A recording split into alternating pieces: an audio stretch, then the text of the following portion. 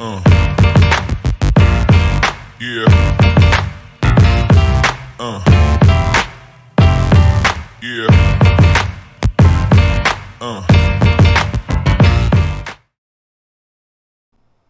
Fala, rapaziada, eu sou o Rodrigo Mandarini e você está aqui no Geralpod Esporte Clube, a versão esportiva do Geralpod. E hoje a gente está com um convidado, é meio clichê isso de convidado especial, sei que ninguém aguenta mais, todo mundo é especial. Agora, especial e medalhista olímpico são raros e acho que a gente não recebeu aqui ainda um medalhista olímpico, já recebemos campeões, campeão mundial, já recebemos artilheiros de Copa do Mundo, mas com medalha olímpica dentro de casa, eu acho que a gente não conseguiu ainda não, mas estamos trazendo hoje aqui Diego Hipólito, ginasta, o cara que deu tanto orgulho pro Brasil. Diego, primeiramente, queria te agradecer muito você ter aceito o nosso convite, você está aqui com a gente e a gente vai bater um papo aqui. A casa é sua, o Geralpod é seu. Eu que agradeço, sempre uma boa oportunidade de falar de esporte, falar de projetos novos, né? Você que já esteve comigo em muitas entrevistas sabe que sempre tem assunto. Esporte, minha vida, na realidade, eu tenho um sanguezinho ali da ginástica. E essa questão do esporte, o esporte é e mesmo quem não é um atleta de alto rendimento, o esporte dá uma disciplina, o esporte ele muda a vida da criança, né? Você hoje trabalha em outra atividade, mas o esporte ele nunca vai deixar de acompanhar você, né? Não, até porque quem me deu oportunidade a tudo foi o esporte. Ele me deu disciplina, me fez conhecer o mundo, me fez me superar, me fez sempre acreditar nos meus sonhos. E o que mais fez, na realidade, é mostrar que eu sou muito igual a todos os brasileiros, né? Que passo por dificuldades, tem problemas, mas as adversidades fazem com que a gente chegue a ser campeão para a vida. Então, o esporte me ensinou isso tudo. Hoje em dia, eu nunca deixo de ser um atleta, né? Muitas pessoas falam assim, ex-atleta. Não existe ex-atleta. Eternamente você é o ginasta Diego Hipólito. Mas vou para outras áreas também. Eu sou muito diverso, sempre caminhei por muitos lugares. E diferente assim que eu vejo que é muito importante, né?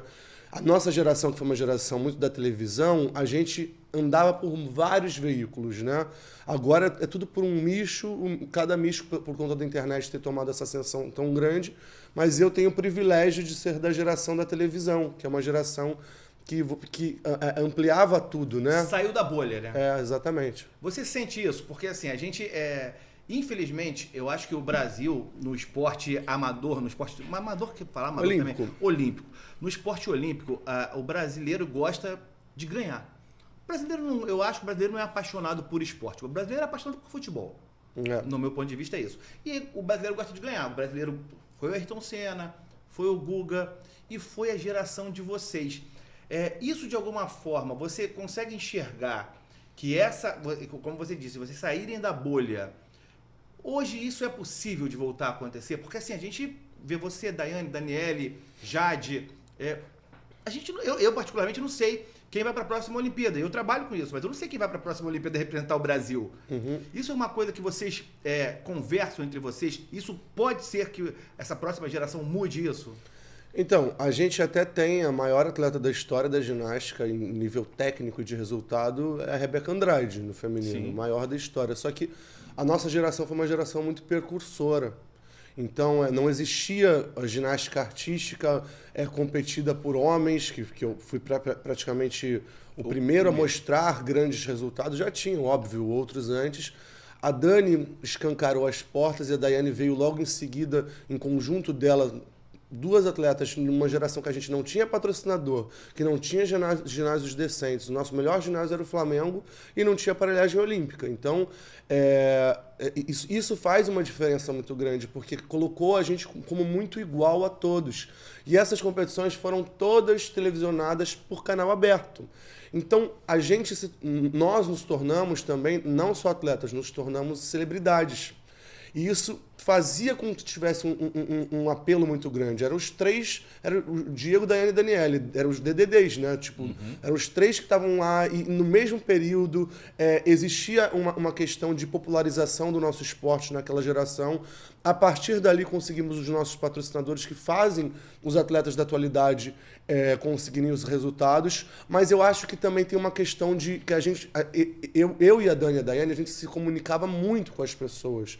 Eu ia para as competições nacionais, eu gostava de fazer uma grande festa. Eu sempre fui artista, né? Ginástica artística, hoje em dia estou na arte, estou na cultura também com o circo, mas eu sempre fui um comunicador.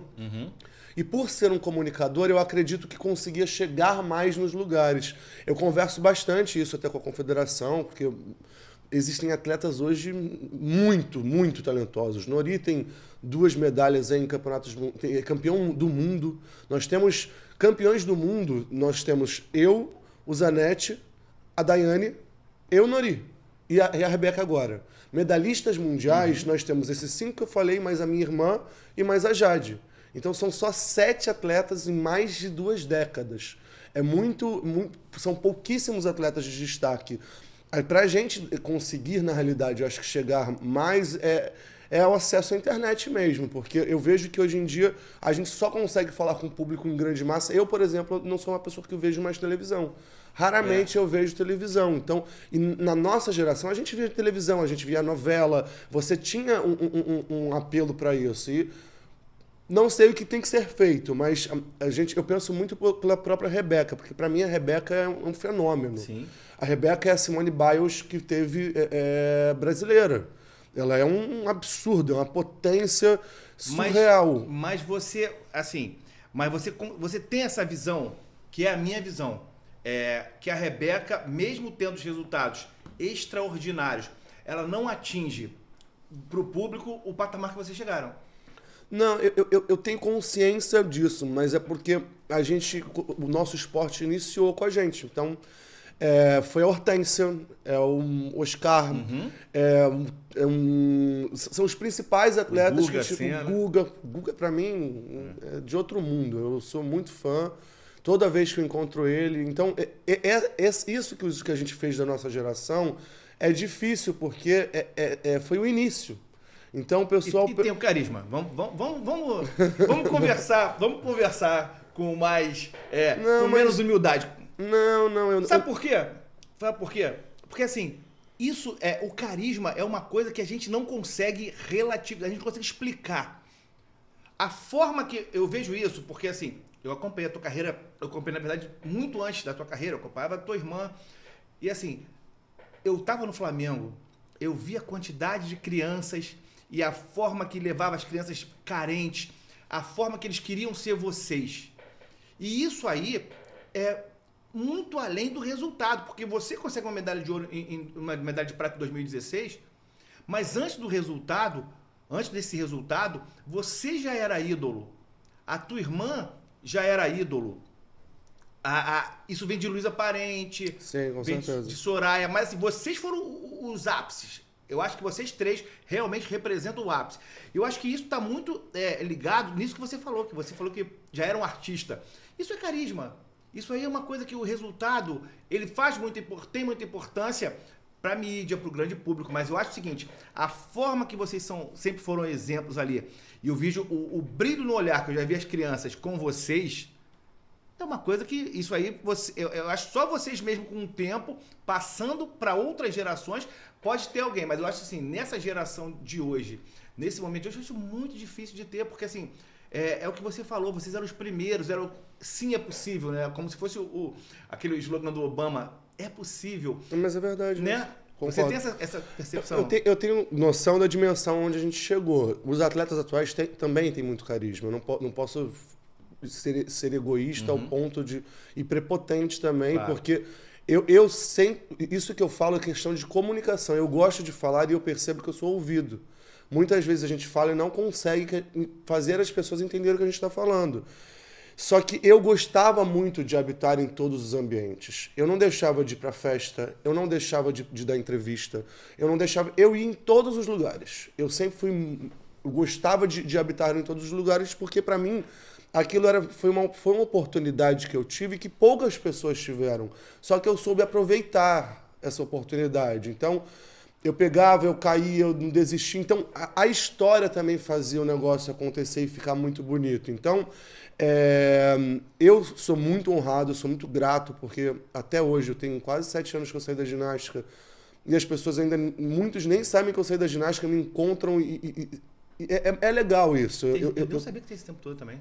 Tem bastante tempo, desde as Olimpíadas do Rio de Janeiro, um pouco depois. A despedida foi logo depois. Um pouco depois. Eu operei a coluna, aí eu fiquei mais um pouquinho só para me provar que eu conseguiria continuar na ginástica se eu quisesse, só que eu acho que minha história já estava construída ali. Então, e eu queria outros ares, eu queria habitar em lugares que falam também o meu caminho.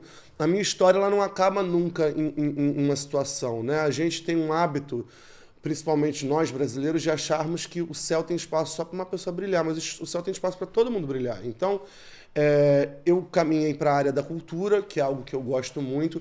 Eu tenho um instituto que eu atendo 200 crianças na Penha, totalmente beneficente, que é uma extensão do que é o Diego. Eu ainda sou patrocinado pela Seleção Brasileira de Ginástica, então eu vou aos eventos da Seleção Brasileira de Ginástica. Sou comentarista oficial da Globo em conjunto da DAI, da ginástica artística, sou palestrante motivacional, mas agora eu tenho um filho novo, que é o meu circo, que é o Circo Vostok, que é algo que eu já vinha trabalhando em circo antes. É uma oportunidade que muitas vezes as pessoas que não conseguiram me assistir em uma competição, que tem de me ver ainda atuando, porque eu estou com 37 anos de idade, mas eu ainda atuo como ginasta, também como o mestre de cerimônia, contando uma grande história de cinema, que é algo que fala com todas as pessoas. É um mega musical. E eu tive a oportunidade de cantar no Serginho Grossman. Dali eu fui convidado para participar do Show dos Famosos cantando e atuando, que foi um super desafio. Em conjunto, eu entrei no circo, que era no Heder que eu trabalhava, que foi uma super oportunidade para mim. Né? Sim, do Frederico Heder, que está em São Paulo até lá, que agora virou Circo do Tiru. É um mega musical, mega estrutura, lindo. E exatamente isso que eu queria replicar de uma maneira com uma finese do Diego, porque eu sempre tive um olhar muito crítico para mim e para as coisas que eu quero fazer para as pessoas que estão ao meu redor. Eu gosto de ser muito generoso e grato. Gratidão é algo que a gente tem que ter sempre. Eu não faço as coisas esperando algo em troca, eu faço as coisas porque eu acho que tem que ser feitas. E a cultura e a arte no Rio de Janeiro estão defasadas. A gente precisa dar um carinho para a cultura. Meus maiores resultados, minhas maiores glórias da minha vida foram na Barra da Tijuca. Pertinho daqui do estúdio. Exatamente, aqui próximo do estúdio. Então, quando eu decidi que eu ia ter meu circo, que eu consegui ter meu sócio, que eu vi que iria acontecer, que foi rápido, tá? Tudo aconteceu num estalo. Minha vida sempre foi assim. Decidi, vi que era o que eu queria, já tinha aprendido como trabalhava no Heder, eu tinha saído do Heder, encontrei uma oportunidade, abracei essa oportunidade e como eu acredito muito em Jesuicidência, que eu acredito muito em Deus, então cada um tem sua crença, mas nós somos um país laico, cada um crê no que quer crer, mas eu acredito muito em Deus e eu acho que me colocou todas as pessoas que estavam ao meu redor, porque eu fui muito justo na minha vida. E o meu primeiro lugar do meu circo é na Barra da Tijuca, onde eu fui campeão pan-americano de salto, de solo, medalhista por equipe, onde eu fui medalhista olímpico no Rio de Janeiro, no mesmo local. Vai ser no Shopping Aerotal. Espero que a gente dê oportunidade para as pessoas chegarem lá e vejam que é algo impactante. Você chega e você imagina que é um circo. Todo mundo imagina circo. O que é o circo? O circo teve várias vertentes, né? Teve a época que era dos bichos, teve a época que teve uma grande queda. E hoje em dia, o que eu quero fazer e padronizar para o circo nacional, né? Que a gente tem o hábito de falar, circo, é Circo du Soleil. Circo du Soleil é uma marca muito grande, gigante. Eu quero ter o melhor circo do Brasil? Não, eu quero ter o melhor circo do mundo. Olha... Eu um dia sonhei que eu seria um campeão mundial e seria o melhor do mundo, e a mesma coisa que eu penso do circo. É um musical com orquestra ao vivo, com telão de LED, as cadeiras são todas de acrílico, acolchoadas, tudo com ar-condicionado. profissionais nacionais, internacionais, banda ao vivo, orquestra ao vivo. É um super espetáculo. É algo que a gente não tem no Rio de Janeiro. É um teatro muito bem montado, muito bonito, padronizado as cores. Eu não queria que fosse como todos os circos são. Eu quero que seja algo diferencial. Num lugar de fácil acesso. De fácil acesso. O Aerotal é um lugar que tem ainda estrutura gastronômica. Então, assim, eu conheço o Aerotal super perto daqui. É um lugar muito legal, um lugar bacana pra caramba. Desculpa te cortar, mas mesmo com a estrutura gastronômica que nós temos no Aerotal, dentro do meu circo, tem uma praça de alimentação. Olha. Com produtos que são circenses, que é a pipoca, É o algodão doce, tem os brinquedos, tem os churros, tem o refrigerantezinho ali que a pessoa quer, tem a água. Então, e o acesso tanto dentro do picadeiro, quanto fora com uma praça de alimentação também. Com uma estrutura que está sendo toda pintada, uma lona italiana, com trapezistas. Isso tudo em conjunto da musicalidade, cantado. Diferente do que é o Circo do Soleil, que não é cantado. A gente está colocando músicas. Os nossos camarotes têm nomes de filmes, porque é cinema. Nós temos um tapete vermelho para receber as pessoas na hora que entra ali no nosso circo, porque é meu circo, é a marca Vostok, mas o circo é de todos, a cultura é para todos, e a gente quer contar uma grande história. E o mais legal também, a gente também tem camarotes, algo que nem sempre tem em circos. E vamos dar acesso a todas as pessoas. Por mais que seja algo sofisticado, a gente tem hábito de achar que o pobre não tem direito às coisas que o rico tem, e não é isso. Eu vejo isso, falo muito isso pelo meu instituto. Se você vai no meu instituto, você fica impressionado, porque eu não tive a condição de treinar numa aparelhagem que as minhas crianças têm. Eu tenho aparelhagem olímpica para as minhas crianças, que eu estou fazendo algo social. Então, o meu circo só é uma extensão daquilo que é o Diego. Você vai chegar lá, tem que ter um bom atendimento, tem que ter um bom tratamento. Eu sou acessível, sempre fui. Você que conversou comigo muitas vezes, você vê que eu sou uma pessoa acessível, eu não tenho... dificuldade, eu só tenho muitos afazeres, graças a Deus, né? Tenho muitos serviços, mas estarei muito presente. Eu sou o mestre de cerimônia, então estarei lá sempre, contando uma grande história. Começa a estreia no dia 9. No dia 9, às 20 horas. A gente consegue comprar tanto pelo simpla.com.br. Se você for no Instagram do Vostok, é VOSTOK. Se você for nesse @, você consegue entrar lá no link e comprar. E também você pode comprar direto na bilheteria ali no Aerotal. Também temos brinquedos, a gente vai ter algumas coisas que são também direcionadas à criança, roda gigante, é uma roda gigante menor, carrinho de bate-bate. Nós temos outro brinquedo que é muito interessante para as crianças, para terem um acesso legal. Tudo é realmente de primeiro mundo. Então, é uma experiência, né? É uma super experiência. É algo que você vai e você quer voltar. Então, é a mesma sensação que eu tinha do circo que eu trabalhava, que era lindo. Você lembra a primeira vez que você viu o circo? Eu falo isso que eu tenho 2 filhos e eu queria até mandar um beijo à Lígia Ponte, que é assessora de todos os circos que tem por aí. E ela sempre me convidou para os espetáculos que estavam aqui no Rio, sempre na Barra da Tijuca também. E a gente eu sempre levei meus filhos para o circo, porque eu tenho boas experiências.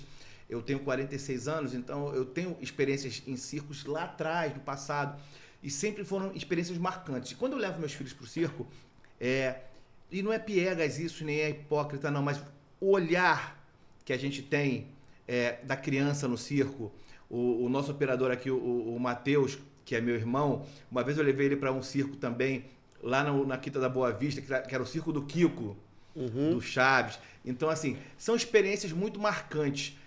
Como é que foi a tua primeira experiência em circo? Você lembra a primeira vez que você entrou num circo, não como artista? A primeira vez que eu entrei num circo, eu era ginasta, e a gente fez uma ação, eu, a minha irmã e o Raí, lá em São Paulo, que era uma escola circense que tinha na Marginal, e foi a primeira vez que eu entrei num circo. E aí era para umas crianças, a gente fez a apresentação, tanto eu quanto a minha irmã, era um dia com o Diego e Daniel Hipólito, que era Daniel e Diego Hipólito.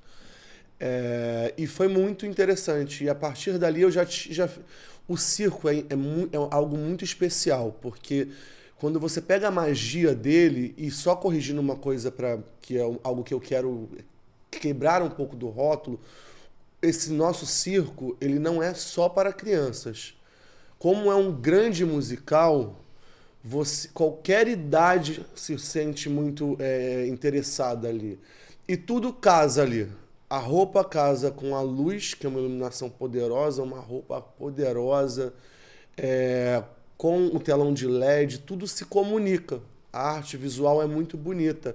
E os profissionais que foram encaixando, é muito engraçado, porque a gente não tinha nada. E todo mundo que apareceu assim, de surpresa, foi um estalo, todo mundo foi aparecendo, todo mundo foi colocado na minha frente, na frente... Tudo se conectando. Tudo se conectou, pessoas que queriam trabalhar muito, que estavam querendo uma oportunidade, então tá todo mundo muito feliz. E o que eu mais tenho orgulho de falar, até que quem me acompanha nas minhas redes sociais eu tenho mostrado muito isso, a minha maior preocupação é que a arte seja devolvida para as pessoas, seja colocada para as pessoas que estão saindo ali, estão assistindo, mas principalmente que os nossos artistas que estão ali na parte de fora, atrás, tenham um tratamento excepcional, com um banheiro decente, com um ar-condicionado decente, que trabalhem as horas que forem trabalhar ali, com um sorriso no rosto, com uma água potável, com uma alimentação decente. Essa sempre foi a minha maior preocupação, porque eu, como atleta, eu sempre via muitas vezes uma diferença muito grande de um atleta para o outro, em questão de estrutura. Porque você, no Brasil, você conseguia os patrocínios depois do resultado, que é algo muito errado. Uhum. Hoje nós temos leis que proporcionam que os atletas tenham uma condição decente de todas as áreas. Quando eu entrei na cultura, eu vi que a gente também tem muito isso.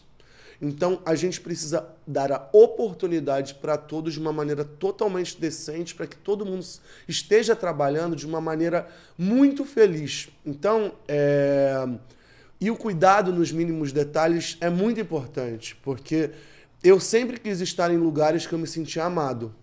Então, eu lembro como ginasta, eu tive o período no Flamengo, eu sou flamenguista, vou ser eternamente flamenguista, mas eu tive uma oportunidade no Flamengo que poucos atletas tinham.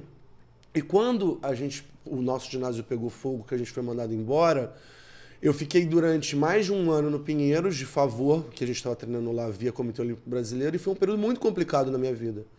Que eu me via num local treinando num horário adverso, que eu não queria atrapalhar os ginastas do próprio clube e da própria iniciação de lá. E eu fiquei numa sensação muito ruim de estar num local que não era meu. Não que eu não sentisse gratidão pelo Pinheiros de estar me oferecendo um local. Mas não era tua casa. Mas não era minha casa. Eu não estava contratado pelo Pinheiros, eu treinava em horários que não eram os melhores horários para treinar, e isso me deixava muito decepcionado comigo, não pelas pessoas que estavam me dando oportunidade. E quando eu procurei um clube novo, a gente teve 2 grandes propostas, eu fechei com o São Bernardo do Campo, porque eu senti que quando eu fui para lá, era um pessoal querendo me receber com amor. Foi a mesma coisa que eu fui com a Penha, com o meu instituto, e foi a mesma sensação que eu tive quando o Fábio me fez a proposta de estar com ele sócio no Vostok. Tem que te tocar. Tem que me tocar. E é isso que eu quero no nosso espetáculo, que toque as pessoas. Quando você sai de lá, você sai impactado. Quando eu tinha a oportunidade, que o Fred me deu a oportunidade de ser o mestre de cerimônia durante uns 9 meses, eu aprendi esse cenário por conta da oportunidade que ele me deu. Quando eu ia falar as frases finais, eu sempre pedia a Deus que me desse as palavras certas para que as pessoas saíssem de lá tocadas e que, de alguma maneira, elas saíssem melhores. E é a mesma coisa que eu vou fazer agora. Eu quero que as pessoas saiam do espetáculo com uma frase motivacional de felicidade, porque muitas vezes a gente deixa de lado, a gente deixa de falar para as pessoas que a gente ama, a gente deixa para o dia seguinte de falar coisas positivas, a gente deixa de valorizar o que é mais importante na nossa vida, a gente deixa de viver as coisas com medo do que as outras pessoas podem pensar, e a gente tem que ser sempre muito autêntico e muito feliz. Então, essa oportunidade que eu estou tendo de ter um circo, de levar a cultura para as pessoas, é algo muito gratificante. Sendo muito sincero, eu só alcancei isso no esporte quando eu ganhava uma medalha. Você tá com um brilho no olhar que é de quem tá indo para uma competição olímpica, mas já com a certeza da medalha, né? É mais ou menos isso? Você sabe que a medalha você já ganhou dessa competição. Até você me deixou emocionado agora, porque saber que eu vou dar a oportunidade para as pessoas de ter felicidade é algo que eu fui conquistando na minha vida e eu sou uma pessoa muito feliz. Muito. Todos os dias eu decido ser feliz. Não tem um dia, no meio das maiores dificuldades, é muito diferente. O circo não tem erro. O circo, o erro é acertando. Então, estar ali levando algo de uma grandiosidade, usando uma palavra, mostrando um número, a música move a gente. Eu sempre falei muito isso. Quando eu ia para uma grande competição, o que mais me tocava é escutar os meus louvores lá que eu colocava, e foi o que me marcou.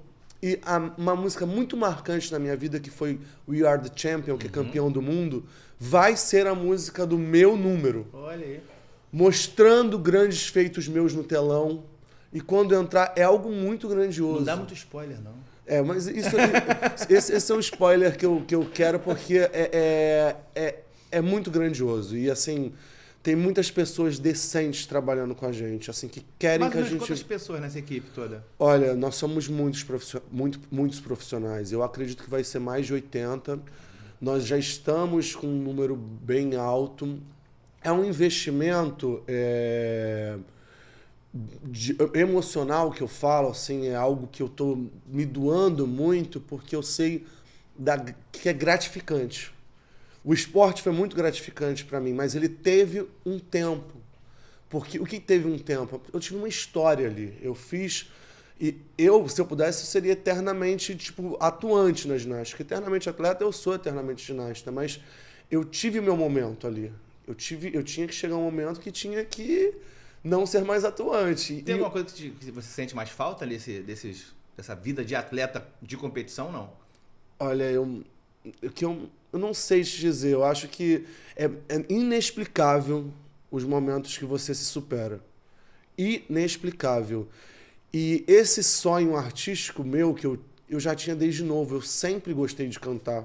Desde criança, tive a oportunidade que o Luciano Huck me deu, que foi iniciada pelo Serginho Groisman, que foi um grande amigo meu que estava lá, que era o Felipe Araújo, cantor, me chamou para cantar, e aí ele me deu uma oportunidade, eu vi que era algo que eu queria, que eu gostava, foi desafiador, não fiz bem como eu acho que eu poderia ter feito no programa do Luciano, mas me deu uma vertente nova, algo que, quando você sai do esporte de atuante, você fica um pouco assim desnorteado. Tá, eu treinava lá o dia inteiro, vou ficar agora em casa? Não consigo. Não consigo. E eu não tenho o dom de ser treinador. Porque o dom de ser treinador tem que ser algo um pouco, às vezes, ríspido. Eu não sou. Eu não tenho esse dom eu sempre vou agir com as pessoas pelo amor, pela gentileza, pela educação. Eu sempre desafio as pessoas quando falam alguma besteira minha, eu nunca ligo, tá? Pode falar o que quiser do Diego, mas eu sempre desafio as pessoas e falarem assim, ó, eu desafio encontrar alguém que eu tenha tratado mal. Eu sempre desafio. E isso que eu acho que é a minha maior virtude da minha vida, e foi o ensinamento dos meus pais. Nunca vou mudar. Isso, e a vida sempre me deu oportunidades de crescer novamente em outras áreas.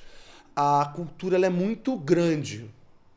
E eu acho que as pessoas na cultura elas são mais generosas com as outras do que no próprio esporte. Talvez porque não tem a competição, né? É uma competição diferente, na verdade. É uma competição muito diferente. Não tem competitividade como tem no esporte. O esporte, às vezes, pela competitividade, os atletas acabam nem sempre se unindo. Eu sempre cobrei... Por que a minha geração foi uma geração muito marcante? Porque o Diego, a Daiane e a Daniela estavam juntos. Eu me tornei o Diego Hipólito porque eu me inspirei na Daiane dos Santos e na Daniela Hipólito. Eu sou fã da minha irmã. Eu vi as atitudes que a minha irmã tinha e sou fã da Dai. Eu via tudo que elas tinham de positivo e o que eu não achava de tão positivo, eu só não fazia. E com o circo foi a mesma coisa. Eu olhei tudo que eu via de positivo na área circense e eu quis fazer. E o que eu não achava tão positivo, que pode ser também positivo olhando de uma outra maneira, eu falei, eu vou fazer diferente, vou mudar isso aqui eu quero fazer igual. A gente não muda o formato da roda. O que faz sucesso, as pessoas podem falar, você imita isso do fulano, pode ser que sim. Uhum. Eu não sei, eu acho assim, a gente tem que fazer o que faz bem para as pessoas. E a cultura e dar trabalho e oportunidade para as pessoas é algo que é divino. E isso só veio por conta do esporte para mim. Eu acho que o esporte não é tão unido quanto a cultura. Mas isso me faz, na realidade, querer padronizar algo no Brasil. Como eu falei, eu quero ter o melhor circo do mundo. Eu não quero ter o maior circo do mundo. Eu não quero ter uma Disneylândia, tipo um negócio gigantesco. Eu quero ter algo padronizado muito bom. Muito bom. Que os artistas tenham, como tem no Circo de Soleil, um mini ginásio. Eu quero um musical como eu via no Frederico. Eu quero a felicidade do que eu vejo no Tirulipa. Eu quero algo que eu vi no primeiro circo que eu fui com a minha irmã e com que era algo de palco baixo, que era algo realmente circense. Quando você senta nas cadeiras ali que a gente tem, você se sente dentro do palco. Quando você chegar lá e você for assistir, você vai entender. Ele ficou grande, espaçoso, ficou imponente, ficou bonito. E não é porque eu trabalho e também sou dono. É porque é realmente bonito. E isso, o que a gente está fazendo? Como é uma estrutura iniciada do zero, já tinha, óbvio, o Fábio já tinha a lona, já tinha algumas coisas, mas a gente foi dando a finese de tudo. Do jeito, né? Do meu jeitinho ali, do jeito do Fábio, óbvio, que é uma pessoa que sabe fazer o negócio acontecer, mas é lindo mesmo. E, é uma oportunidade que a gente tem de viver todos os dias uma medalha mundial e medalha olímpica. É uma felicidade que é meio inexplicável. Então, estar próximo, se mostrar também solícito. Não é porque eu escutei muitas vezes muitas pessoas falando assim, mas o que é muito, sei lá, aquilo que se mostra inalcançável que é o melhor. Eu não acho nada disso. Eu também não. Eu acho que o que é dar oportunidade, que é breve, que é próximo, que não é muito extenso. O espetáculo não é muito grande. A gente vai fazer 1h30, 1h40. Não é um espetáculo gigantesco com intervalo. Eu não quero que as pessoas saiam de lá cansadas. Eu quero que as pessoas saiam de lá... Quero voltar. Com gostinho de quero mais, né? Quero voltar. Nossa, caramba, olha que legal, que acessibilidade aos artistas. Isso é o mais legal. Agora, pelo que você está falando aí, você falou da Barra da Tijuca, a estrutura na Barra da Tijuca é fantástica, mas tem a perspectiva de levar para o Brasil todo. Nós somos itinerantes. Circo mesmo. É circo mesmo, é circo raiz. Com qualidade internacional. É isso que eu quero, como é exatamente o meu instituto. Eu sempre mostro para as pessoas meu instituto. Somos aprovados também por todas as leis de Rouanet, CNS, para que a gente consiga padronizar e replicar isso.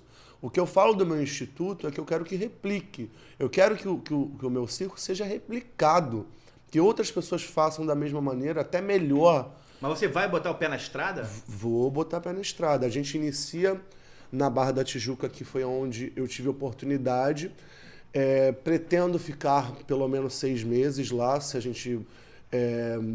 porque eu quero estruturar mais ainda o circo. Tem muita coisa que não deu tempo de fazer. O circo está de pé, a gente está no terreno nem 30 dias. Nem 30 dias subiu uma lona, chegou telão, chegou ar-condicionado, estamos fazendo os camarins, as roupas estão feitas, o espetáculo está sendo feito nesse tempo em conjunto da lona subindo, de tudo subindo, fazendo a bilheteria, vendendo pelo Simpla, tudo acontecendo ao mesmo tempo. Então, eu quero ficar um pouco tempo, até pra gente respirar, tempo um pouco maior pra gente respirar. Mas o meu objetivo é que as praças sejam curtas, sejam de 2 a 3 meses, porque Aí a gente leva a cultura para mais locais. Fora do Rio, ainda não sei quando. Iremos sim sair do Rio também. Mas quem me deu oportunidade foi o Rio de Janeiro. Eu sou paulista e quem me deu oportunidade foi o Rio. Então eu quero que a gente retribua para o Rio aquilo que me foi oferecido. Agora, você sempre ficou caracterizado, além do teu talento, do teu carisma, você sempre se cobrou muito, né? Isso é uma característica tua mesmo? Ou vem de alguém? Porque assim, o que a gente está vendo aqui é o seguinte, você está falando com esse brilho no olhar, com essa empolgação do circo, mas eu tenho certeza que era como você falava também às vésperas de uma grande competição. E, eventualmente, a tua história ficou muito marcada com a cobrança e em momentos que talvez, como na tua queda olímpica, em momentos que você, eu acho que quem não quis te dar carinho naquele momento? Eu acho que você, não sei se pode ser uma percepção errada minha, tá?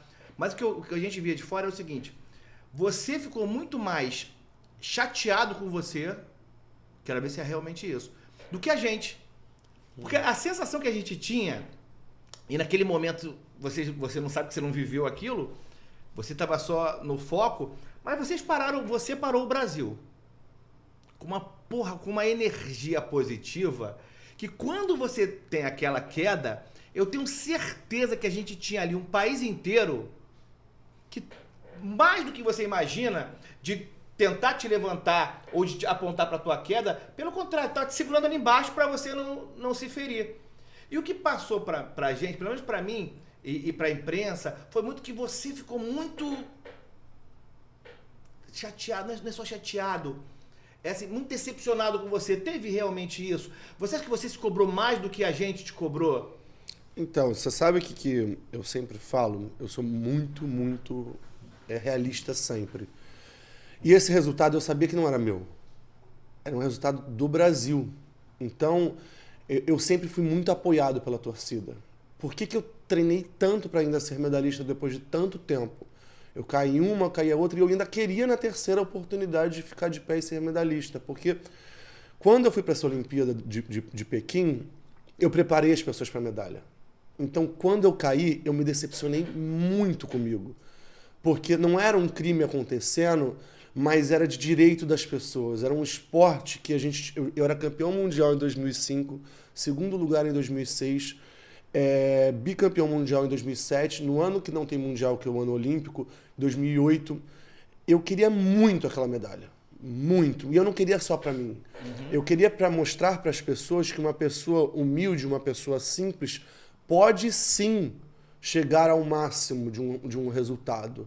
Chegar e conquistar o mundo em termo olímpico. Os Jogos Olímpicos é a nossa competição de valor mais importante. A mais difícil é o Mundial Pré-Olímpico, indiscutivelmente. Nossa competição mais difícil. Mas as Olimpíadas têm o olhar do mundo inteiro. Então, não era só o Diego entrando. E por mais que eu não percebia isso naquela época, mas eu entrava muito sozinho muitas vezes nas competições, porque era um esporte que tinha acabado de iniciar a questão de ascensão, era uma responsabilidade de um país inteiro perante uma única pessoa, em um único momento, em uma única oportunidade. Então, nessa época eu não tinha dimensão disso. Então, eu fui muito cruel comigo. Muito cruel. Eu era um primeiro homem numa final olímpica, caindo, eu fui sexto olímpico, que é muito grandioso isso. E eu falei que amarelei, eu acabei comigo. Só que eu não contei, eu nunca gostei de me vitimizar, porque mesmo assim eu me classifiquei em primeiro no primeiro dia. Só que eu tive dengue hemorrágica 3 meses antes, emagrecendo 10 quilos. Eu tinha tido operado meu joelho menos de 3 meses antes de uns Jogos Olímpicos. E mesmo assim eu achava que eu podia. Porque eu tive o exemplo de ficar... meu primeiro título mundial, eu operei o meu pé direito, eu fiquei 6 meses sem treinar, e por eu ter sido muito dedicado, a Confederação Brasileira me levou para o Campeonato Mundial, e eu me tornei, com 3 semanas de treino, o primeiro campeão do mundo. Então, para mim não era uma desculpa que eu tive dengue hemorrágica, que eu tinha operado, só que era uma super responsabilidade que eu estava colocando no meu peito, e que às vezes eu não fosse merecedor naquele momento. Porque, desculpa, quase chorei. Porque faz tanto tempo e ainda me emociono com isso. Porque eu acho que era para construir uma história para que as pessoas acreditassem no sonho delas, mesmo quando as circunstâncias falassem que é impossível. Fui para os segundos Jogos Olímpicos, eu treinei muito, eu fui muito dedicado. Tanto para Pequim quanto para Londres. Londres eu tinha operado 4 vezes naquele ano. Eu operei 2 vezes meu pé direito, 1 vez meu joelho direito e 1 vez meu ombro esquerdo. Na semana da competição dos Jogos Olímpicos, eu estava de muleta. Porque eu tinha feito também um edema ósseo no meu pé esquerdo, tinha feito rompido a face plantar, eu estava num caco. Mas eu acreditava que eu ia conseguir. E eu entrei para competir, porque a vaga era minha, não era a vaga do Brasil, que eu digo assim, poderia substituir um atleta brasileiro. Era só eu que podia, era uma vaga brasileira, óbvio, eu sou brasileiro, nunca quis treinar fora do Brasil, porque quem me deu oportunidade foram os brasileiros, aqui foi quem me fez grande, então eu jamais ia treinar fora do Brasil. Mesmo tendo as oportunidades, eu ia treinar aqui nas condições daqui, por isso que eu falo do meu circo aqui, porque é aqui que eu quero. Aqui que eu me firmei, foi o Brasil que me deu a oportunidade, foi o Rio de Janeiro que me deu a oportunidade e foi na Barra da Tijuca. Então, quando eu fui para esses Jogos Olímpicos de Londres, eu caí de cara. Mais uma vez eu tinha caído. E fui mais uma vez extremamente cruel comigo. Muito cruel. Nunca me vitimizei. Você arrepende de ter sido assim? Não me arrependo de nada que eu fiz. Eu sempre fui muito espontâneo. É o momento que eu vivia. Porque aquilo não era... É isso que de alguma forma mexe na minha percepção. É porque a gente não... Pelo menos o que eu via no público e até na imprensa, você não era criticado, você não era julgado por aquilo. Porque a sensação, o que você representava para estar ali é tão maior do que o teu resultado, é tão maior o impacto que vocês fizeram na vida de tanta gente, que pode até ser uma mentira, sei lá, mas talvez se você conseguisse uma medalha na tua primeira Olimpíada, você fosse menor, fosse menos impactante, menos importante do que como foi construída essa tua história olímpica. Eu tenho certeza. Então, por que eu falo assim, tipo... Eu achava que naquele momento, eu falo que eu não era merecedor naquele momento, porque não seria o Diego de hoje, de verdade, porque em certo momento eu me achava tão vencedor que eu achava que eu era imbatível. E ninguém é imbatível. Todos os atletas que estão nos Jogos Olímpicos, no Campeonato Mundial, no Campeonato Estadual, num instituto e aonde estiverem, atletas amadores, o que for, tem o seu esforço e tem seu mérito. Então, como é que eu podia, antes de competir nos Jogos Olímpicos, e falar que eu ia ser campeão olímpico? É muita prepotência da minha parte. Então, por mais que eu tivesse treinado muito, era merecedor tecnicamente falando, e de treino, eu tinha treinado muito, mas eu não era merecedor de cabeça naquele momento. Já em Londres, eu já tinha uma insegurança extremamente grande, mesmo com todas as quedas. Então, tinha que ser no Rio de Janeiro. Tinha que ser. Quando muitos da minha modalidade não acreditavam, mas os brasileiros acreditavam em mim. E eu acreditava em mim naquele momento. E nas Olimpíadas do Rio de Janeiro, eu fiz as coisas muito diferentes. Eu tinha psicólogo, eu tinha nutricionista, eu tinha médico sempre ao meu lado, eu tinha fisioterapeuta. Eu estava quebrado de meu corpo. Eu competi os Jogos Olímpicos do Rio de Janeiro com 2 fraturas na coluna. Eu tinha as 2 espondilolisteses. E eu fingia que eu não tinha dor porque eu tinha medo de ser cortado dos Jogos Olímpicos. Olha. Então, só que eu queria tanto estar lá. Eu trabalhei tanto para aquele momento. Eu trabalhei em todos os sentidos. E mesmo assim, eu tinha insegurança. E mesmo assim eu tinha medo. E por que eu tinha insegurança e tinha medo? Porque eu valorizava muito aquilo que eu queria. Que era estar ali. Eu achava que as pessoas mereciam muito que eu fosse medalhista olímpico. Assim como eu me achava de direito de ser medalhista olímpico, só que eu já me achava um super campeão para a vida. Uhum. O mais importante eu já tinha conquistado. Eu era campeão para a vida. É o que eu mais tinha essa sensação. Meus maiores feitos, e olha, tem muita coisa ainda que eu vou ainda voltar aqui, porque primeiro de tudo eu agradeço a oportunidade de você falar com tanta sinceridade, porque é muito difícil eu depois de um tempo eu parei de dar entrevistas, porque era sempre a mesma coisa, sempre a mesma fala, então eu perdi um pouco do tesão de ficar dando entrevista. E o circo, ele me levou em lugares que eu jamais imaginei. E você falar como você fala, para mim, é muito gratificante, porque também me recorda coisas que eu fiz que são importantes para que eu sempre siga de pé. E eu tenho uma coisa que eu digo para as pessoas, eu sempre acredito na mudança do ser humano. Porque se eu não acreditasse na mudança do ser humano, eu não acreditaria na minha mudança. E a cada dia eu quero ser uma pessoa melhor, em todos os sentidos. E eu recentemente também fiz um podcast com o Galvão e eu falei muito com ele sobre coisas muito similares que a gente está conversando aqui. E isso para mim sempre é muito me fortifica como ser humano, porque a gente tem que ter dentro da gente humanidade, não só na palavra ser humano. A gente tem que ter humanidade. E a minha história ela foi construída para aquele momento de ser medalhista, mas aquilo é um dedo do que eu quero ser como ser humano. Não é o que te define? Não é o que me define. Aquele resultado ele é muito importante para me mostrar e mostrar para as pessoas que eu fui um campeão olímpico e um campeão para a vida, que eu não desisti daquele momento, porque eu cheguei ali no dia dos Jogos Olímpicos, da final olímpica, a gente estava indo para o ônibus, eu voltei correndo para falar com a minha psicóloga. Eu falei assim, Sâmia, eu estou muito nervoso. Ela falou assim, normal que você esteja nervoso. Você está nervoso porque você está valorizando o seu trabalho. Ansiedade, nervosismo, sempre você vai ter. Se você não tiver, é porque você não está valorizando o seu trabalho. Fui para lá, mesmo assim, eu me lembro que eu entrei no ginásio, e você imagina, tem mais de 15 mil pessoas gritando só... Deixa eu só te interromper. Me conta, antes da tua chegada no ginásio, só como foi para pegar no sono?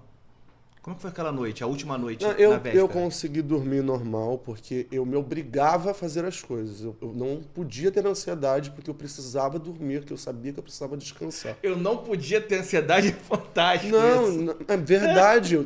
Eu me obriguei, eu brigava comigo porque eu precisava descansar. O meu corpo precisava estar no 100% no dia depois. E eu acordei, foi um dia que eu acordei, aí eu fui tomar um solzinho na piscina para tomar uma vitamina D. Tomei café da manhã na piscina porque eu comi uma banana, um iogurte, tomei um café. Fiquei um pouco no sol, voltei, fui pro meu quarto, descansei um pouco. Me entupi meu cabelo de spray que eu entupi. Não balançava nada. Agora eu não tô tão vaidoso, não coloco pra trás, eu vim gravar. Se eu fosse antigamente, eu ia ficar arrumando o cabelo todo. Só coloquei pra trás. Peguei, arrumei meu cabelo, fiquei lá, me concentrei, fiz as minhas orações, escutei minhas músicas, gospel, que sempre foi o que eu mais escutei na minha vida. E fui pro ginásio, cheguei no ginásio, eu lembro que a gente estava no ginásio de aquecimento e eu estava buscando um olhar de conforto, porque eu estava muito nervoso. Muito nervoso. E nessa hora minha psicóloga não estava, e eu lembro que eu vi a Denise, que era fisioterapeuta, que era minha amiga. Vi o Dr. Paulo, que era meu médico de longe ali, também que ele estava não como médico da seleção brasileira, ele estava como médico dos Jogos Olímpicos. E Marcos Guto estava com o Zanetti nessa hora, eu olhei de longe, fui ficar próximo deles, buscando um conhecimento de um campeão olímpico, né, que era o Marcos Guto. Aqueci muito mal no ginásio e eu vendo todo mundo, meu nervosismo estava me dominando naquele momento. Eu sentei, eu me lembro assim como se fosse hoje, sentei, todo mundo na fila em pé, eu estava me desgastando de tão nervoso que eu estava. Eu estava sentado, me levantei, fui sair, quando a gente entrou no ginásio, eu entrei no ginásio correndo, todo mundo entrou de um jeito, eu entrei correndo, muita gente gritando meu nome, assim, surrealmente. Foi o primeiro competidor, que foi o Shimura, competiu, eu não assisti a série dele. Quando eu entrei, tem tipo mais ou menos 1,30 m de degraus para você subir no palco, né? Que fica em cima de um palco e o tablado fica em cima de um palco. Eu subi, nessa hora que eu subi, o Marcos Guto chegou em mim e falou assim, olha, eu confio em você. E isso foi muito importante para mim, me deu uma acalmada, mas mesmo assim, depois você anda, sei lá, uns 4 metros para um lado e depois uns 2 metros pro outro lado. Nessa hora, as pessoas estavam gritando muito e eu estava muito nervoso e eu só pensava assim, por que eu não desisti antes? Olha. Por que eu não desisti antes? Eu pensava só isso. Eu falei assim, porque eu já tinha caído em 2 Jogos Olímpicos. E eu tinha muito medo de cair de novo. Eu não sou hipócrita de falar que eu não tinha medo. Eu tinha medo, muito medo de cair. Eu estava mais uma vez numa final olímpica, mas eu tinha medo de cair. Eu me ajoelhei, nessa hora que eu me ajoelhei, eu fiz minhas orações, como eu fiz, mas eu estava muito nervoso. Só que depois me veio uma energia assim, Diego, você está aqui. Deus te preparou para esse momento. Se levanta e faz o seu melhor. Eu me levantei com uma energia e eu tinha certeza que eu ia fazer uma boa prova. A minha primeira acrobacia foi a acrobacia que eu caí de cara em Londres. Minha segunda acrobacia foi a que eu caí de bunda em Pequim. Continuei minha série toda. Antes da última acrobacia, quando eu levantei, eu lembrei da minha queda de Pequim. Nossa, e nessa hora eu falei assim, vai e acerta. Fui, terminei. Para mim não importava mais se eu ia ser medalhista. As circunstâncias me fizeram ser medalhista olímpico. Mas aquele momento foi um momento muito mágico, que foi, eu me lembro de subir no pódio, olhar para minha mãe falando, você está feliz? Como não estaria feliz sendo medalhista olímpico na minha casa? Então, a minha história foi consagrada por muitos altos e baixos pessoais, mas foi muito, muito, muito vivo. Gente, eu tô com tanto frio que eu tô tremendo. Tem um casaco? Quer um casaco? Cara, você tá vendo? Eu tô batendo o queixo. Tem um casaco aqui, ó. Que isso? Tá parecendo os estúdios da Xuxa. Cara, vocês não... Não, eu tô tremendo de verdade. Você não tá vendo que eu tô batendo o queixo? Desculpa, Vicente. Que isso? Eu tô O pessoal fica com frio assim também? Caraca! Desculpa, até parei. Muito bom. Mas foi exatamente isso. Então, eu fui medalhista olímpico por mérito de muitas pessoas. Porque quando eu subi no palco para competir, eu senti que tinha um médico, um fisioterapeuta, um nutricionista, um comitê, uma confederação, muitas pessoas que tinham acreditado em mim, o meu treinador, o Renato, que foi meu treinador durante tantos anos, o Marcos Guto, que me ajudou com a expertise dele ali de um campeão olímpico. Foi um ciclo muito vitorioso como pessoa. Agora eu estou construindo uma história que parece para as pessoas muito diferente, mas não é. É uma história de uma pessoa que está acreditando em um sonho, que está indo em busca, que tem certeza do que vai acontecer, porque quem trabalha duro sempre conquista coisas positivas. Eu tenho total certeza, trabalhando com pessoas decentes, pessoas que gostam de mim, que acreditam no meu sucesso também circense. Então, quando eu tive a oportunidade de gravar meu filme, eu não sei porque na época eu não quis. Falei, vamos esperar um pouco. Que foi isso logo depois das Olimpíadas, depois eu tive oportunidade de novo. Não sei se não vou ter meu filme, mas essa é a minha história. Terminar em algo que não tem fim. Porque o esporte ele tem prazos de validade como atuante. O circo nunca vai me parar. Eu vou estar sempre ali dentro. Eu vou estar sempre sorrindo. E eu sempre fui uma pessoa que sorri muito e muito acessível. Você sabe, você como que trabalhou tantos anos no lance, você sabe que eu sempre me demonstrei, e sempre que precisava de entrevista, César Mota, meu assessor durante, que é assessor do Flamengo atualmente. Isso. Trabalha com meu sócio, com o Léo. O César, meu assessor durante quase mais de 10 anos, eu acho, sempre mostrou que eu era acessível. E eu era. Era assim. Qualquer entrevista eu dava, eu parava meu treino, fazia dentro do treino, deixava as pessoas próximas. Tua mãe também, putz, cara, porra, uma vez eu esperei vocês chegando do aeroporto, fiquei com a tua mãe esperando vocês desembarcarem lá e também... Aí a gente vê, né, cara? A gente vê, a gente sabe quem é de verdade, né? A gente via na forma da tua mãe, no teu pai mais caladinho, mas a gente entende, o sucesso não é por acaso. É por isso que o sucesso não é por acaso e a medalha não te define, como um cair de cara ou cair de bunda também não te define. O teu legado que você falou aí, ele já estava sendo feito, ele já tinha sido marcado muito antes dessa medalha, como eu falei para você.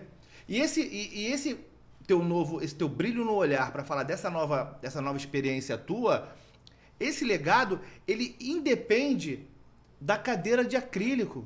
E você sabe muito bem disso. A forma que você está falando carinhosa sobre tudo isso, a gente já está dentro do circo. Você está colocando todo mundo que está assistindo dentro do circo. Da mesma forma que quando você disse aí, achei que você falhou agora aí, que as pessoas que te ajudaram na medalha, no resultado, a gente ajudou também. A gente estava ali junto ali também. Quando você... Eu digo assim, eu quero que você tenha essa percepção. Você tem essa percepção, mas assim, é muito claro que você sempre foi um da gente ali. Não é aquela coisa, como você falou, você sempre foi muito, muito próximo do público. E o público sente isso. Então é muito, muito diferente você torcer e se comover e vibrar com a vitória e sofrer com a derrota de um cara que é próximo e um ídolo inatingível, inacessível. Os dois têm o seu valor. Os dois são incríveis. Mas um é inatingível e o outro é aquele cara que a gente fala assim, porra, é realmente possível. O menininho que tá lá, a menininha que tá lá da comunidade carente, da favela, que treina lá no Flamengo. E aí, porra, a gente sabe que, porra, chega num clube de elite como o Flamengo, que ela não teria condição nenhuma de estar ali. E a gente viu um monte de criança saindo da Rocinha. Eu fiz matéria com criança da Rocinha, que ia lá porque elas viram vocês.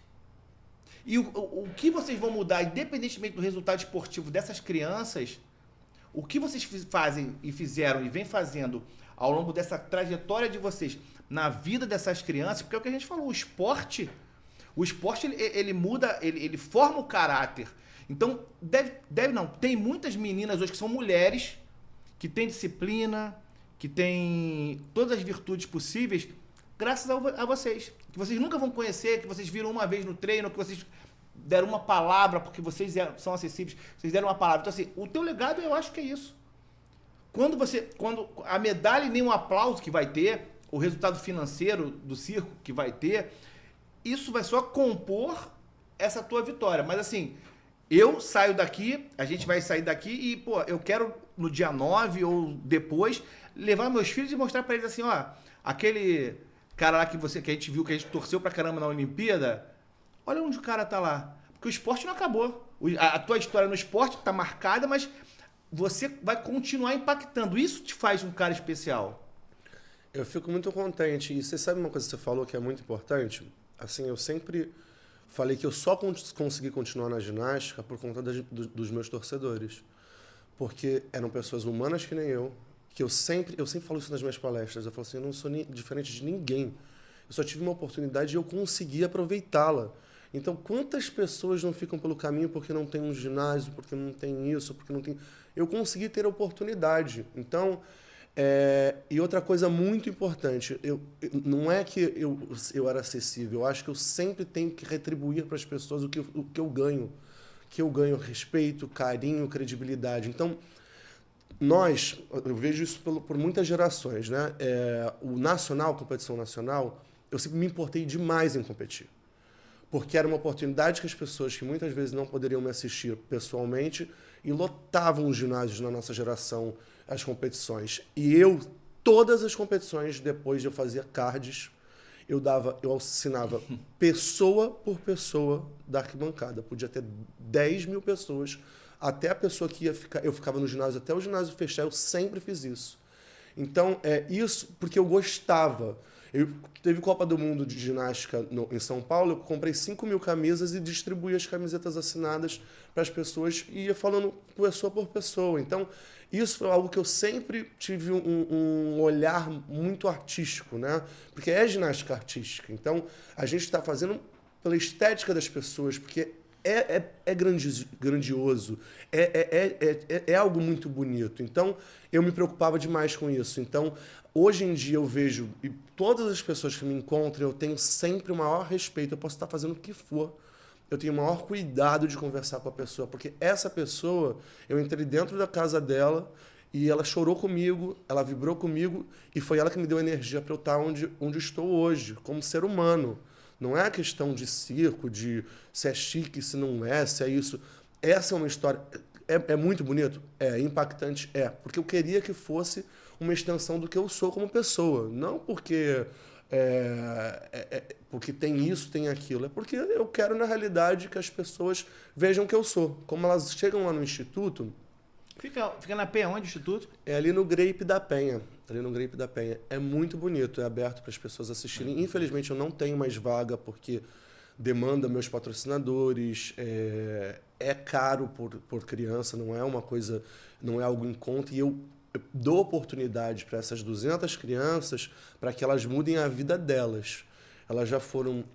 A gente vai ter um ano agora de instituto. Dentro do Instituto eu tenho toda a aparelhagem olímpica, eu tenho outras aparelhagens que são da Rampazzo, eu tenho profissionais que foram treinadores de seleção brasileira, eu tenho atletas que foram de seleção brasileira, os profissionais que trabalham comigo lá são totalmente gabaritados. Já consigo fazer ginástica de alto rendimento e nem era meu objetivo. 2 meninos meus já foram para o Flamengo nesse período. Dou a roupagem, faço passeios. Já foi...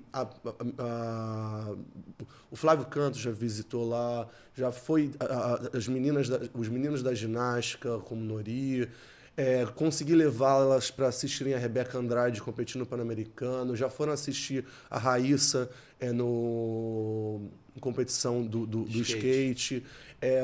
Já dei oportunidade de palestras. Eu quero, na realidade, motivar essas crianças e os pais que eles tenham uma disciplina assim como eu tive. O ginásio não pode ser pisado de meia, de tênis, tem que ficar de meia qualquer pessoa. A Ana Moser visitou lá esses dias, ministra dos esportes, e também entrou da maneira como tem que entrar. A secretária da Cultura e da Economia Criativa do Rio de Janeiro foi lá também, a Daniele Barros. Muitas pessoas, o Guilherme Sagese, várias pessoas que foram importantes para acontecer aquele instituto. Então, não é pelas pessoas que vão, mas eu fico muito honrado, porque antes eu não tinha a menor noção da dimensão aonde eu cheguei. Cheguei sem saber que eu estava chegando, né? E essas pessoas irem lá num instituto beneficente me deixa muito gratificante, tá? Porque eu fico pensando, caramba, eu não tinha noção da dimensão do teu tamanho, de onde eu cheguei, né? Porque um menino que foi vendedor ambulante na praia de Copacabana, já passei fome, tive dificuldades que são de brasileiros, de muitas pessoas que hoje em dia, olhando, se não for contado, as pessoas nem têm noção que eu sou igual a todo mundo, porque as pessoas colocam os ídolos e algumas pessoas como inalcançáveis. E não somos. Somos de carne e osso e temos o mesmo vamos para o mesmo lugar que todo mundo vai. Mas quem quiser ajudar, pode ajudar? E quais empresas que hoje patrocinam vocês lá, que são apoiadores? Eu acho que quem faz um trabalho bonito tem que ser divulgado. A gente tem lá... Quem patrocina o meu instituto é a BV. Eu sou patrocinado individualmente pela Caixa, que é a da Confederação Brasileira de Ginástica, que está desde 2006 na seleção brasileira. Mas lá no Instituto é a BV, que faz acontecer, que me ajuda diretamente com cada criança. Eu tenho uma honra de saber que eu tenho essa oportunidade de levar acesso para essas crianças que são mini-Diegos, são os Hipolitinhos, que eu chamo eles. Todo instituto e todo projeto é muito válido, mas eu queria que meu instituto fosse algo que eu não tive. Eu queria que as minhas crianças fossem algo que eu não tive. Eu competi os Jogos Olímpicos de Pequim sem ter o solo olímpico. Eu fui para as Olimpíadas de Pequim, não existia nenhum solo olímpico no Brasil. Caramba. Então, oficial, né? Isso que essas crianças estão tendo, óbvio que isso é um acordo que a Confederação Brasileira de Ginástica tem com a prefeitura não, a Federação do Rio de Janeiro Carioca, com o Bruno, e esses aparelhos foram para o meu ginásio porque eles estavam sem local. Eu tinha toda a aparelhagem da Rampazzo, não toda oficial, mas isso foi aconteceu. Acho que, como eu falei, as coisas vão acontecendo e eu fico honrado. Agora, eu não sei se deve estar agendado, mas se não tiver, a gente fala mesmo. Vai ter uma sessão especial para essa turma do circo? Que turma, desculpa? Da criançada? Então, a minha criançada pode toda ir.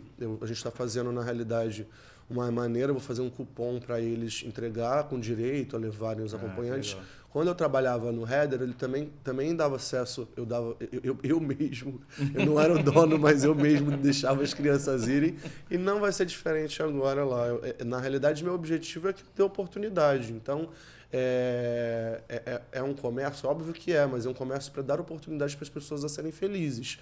Então, minhas crianças, isso a gente sempre arruma. O objetivo é trazer felicidade. Agora, não vou te prender mais, o coração tá feliz. Sempre estou feliz. Te incomoda quando isso vira pauta para você? Sabe por que eu tô falando isso? Porque assim, eu conheço a tua história, conheço os teus resultados, conheço a tua carreira.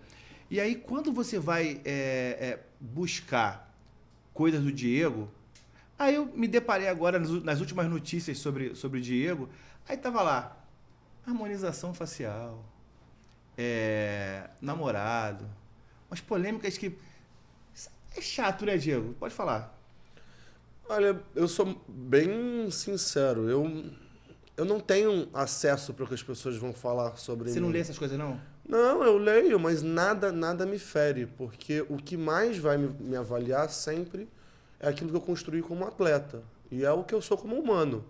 Então, a minha vida pessoal se tornou exposta, e eu entendo. E as pessoas, eu tenho o hábito de falar uma coisa que é o que eu sinto. O ser humano, ele busca um defeito em todo mundo, ele não busca as qualidades.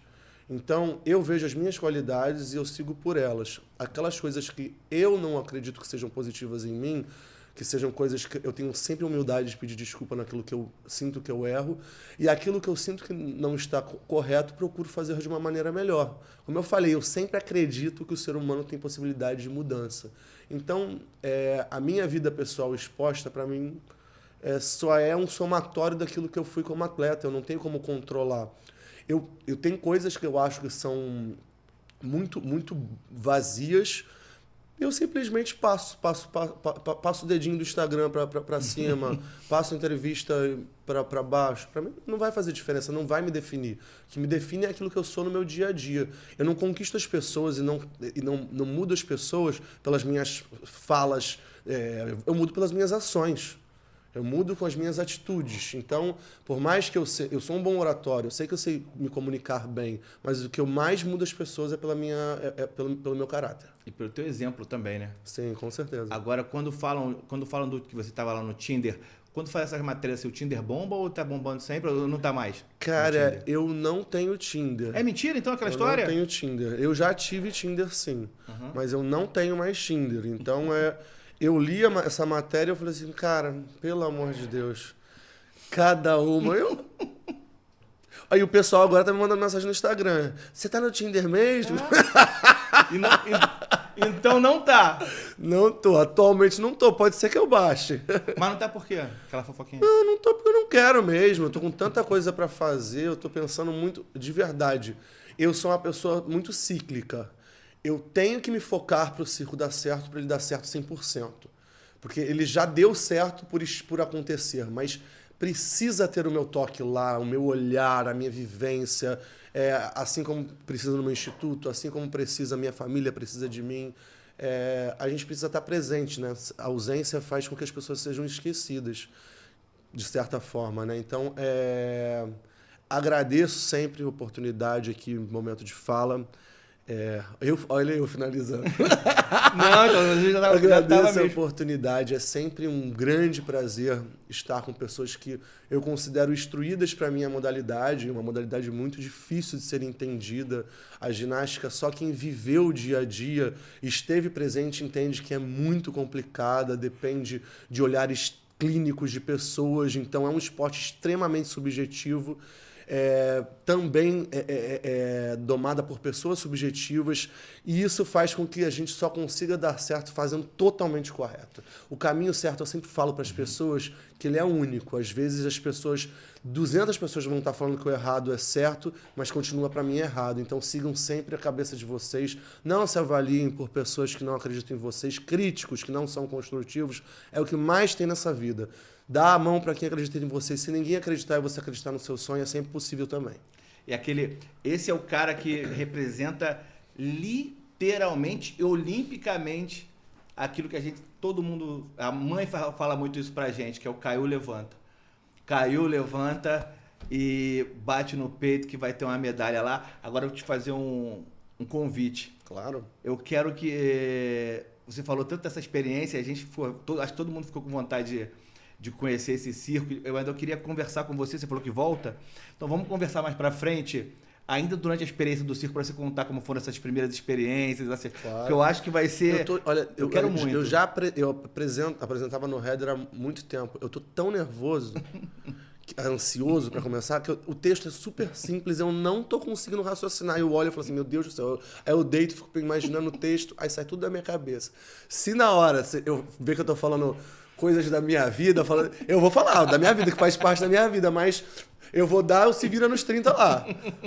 Agora, Diego, a gente sempre tem uma brincadeira de convidar alguma pessoa, do convidado convidando. Queria que você olhasse ali para nossa lente geral ali. Eu convido não, eu quero que venha a minha irmã aqui, que é o que me representa, essa mulher gigante que passou agora por uma dificuldade muito grande. Minha irmã quase morreu, gente. Ela teve uma bactéria que chegou quase ao cérebro, ficou em torno de uns 2 meses internada, teve que operar a face do rosto, não estará agora no início do circo atuante, porque ela ainda está em reabilitação, ela ainda está um pouco debilitada, mas eu queria que vocês convidassem não, eu quero não, traz a Daniela, apelo aqui para minha irmã, porque aí também é a minha defensora, porque vai tá falando mais ainda de mim também.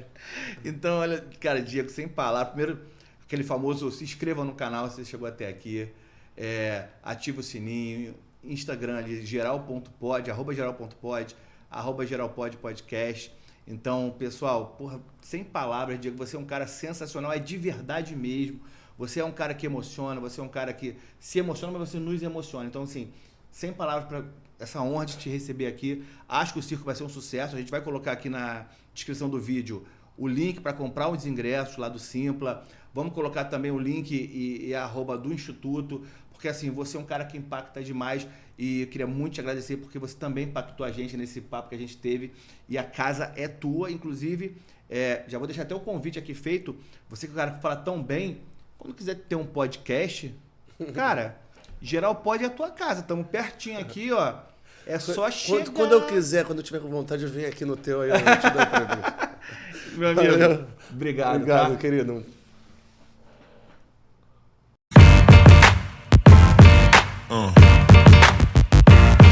Yeah.